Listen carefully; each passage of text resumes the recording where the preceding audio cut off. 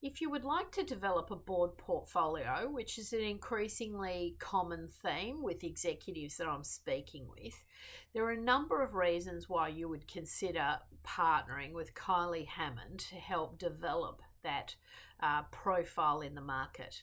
I've been developing clients' board portfolios for well over a decade. It's been a key theme of mine. In fact, I trademarked board portfolio more than 15 plus years ago.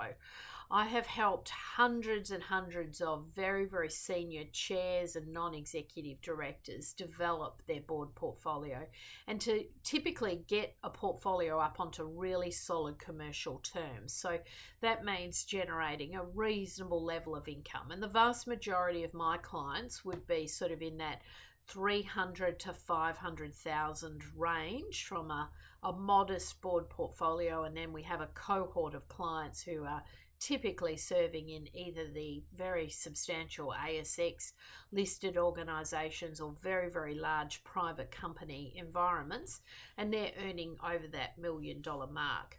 So the main reasons why you'd consider working with me and not kind of try and do it all yourself and go it alone is, first and foremost, the market has really shifted. It's become increasingly competitive. There's a lot of noise in the market, and it is really, really challenging to differentiate yourself from other candidates, and even people who are extremely well qualified, who have an incredible reputation, struggle to secure board roles. These roles are 100% unadvertised. I don't care what you see on the boards and the advertised market. That is really the noise that happens in the market. It's not the real board work that happens, and it's not the real board appointments where you're being paid to serve on the board. So the vast majority of the roles that are in the market are unadvertised, and to access those roles, you need to have access to not only a network, but you've got to be introduced to the right person on the right day. And so that's why a lot of people work with me, because they may have a very incredible business network, but it might not be in the right area. For example, they might have a great C-suite network, but they don't have a board director network, or they don't have connections in the right companies, or the private equity firms, or the venture capital firms, or the family offices. So the vast majority of people who work with me do come to me because they need access to private introductions. They want to be connected. They understand that this is how the vast majority of board roles come to pass. It's through those private business networks. So that's really crucial. A lot of people will come to me because the branding is just not on point. They don't know how to put the board resume together. They don't have the right LinkedIn profile. They struggle with applications. Literally this morning I had a client who didn't know how to put together, an application for, the ABC board. It's complex. There's a lot to these applications these days. So there's a lot of content to get right, and we have a whole professional team that come in behind that. And then the final piece is really around the commercial realities. People want to do this work because they want to give back, but they do want to be correctly remunerated for this work. It's risky. You're taking on responsibility for organisations, and the commercial contracts are really crucial to get right.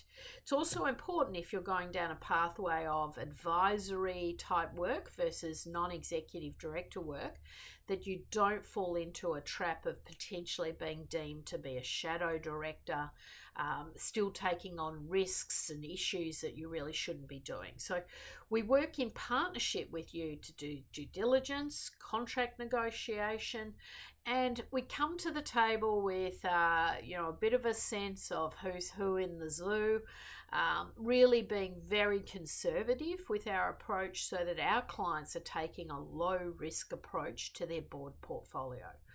So, having someone who takes that really holistic view of you and your skills, your experience, and what you're capable of, where you would add real value in a boardroom setting, combining it with the private introductions to the right people at the right time, and then finally taking this very sensible approach, making it a low risk portfolio.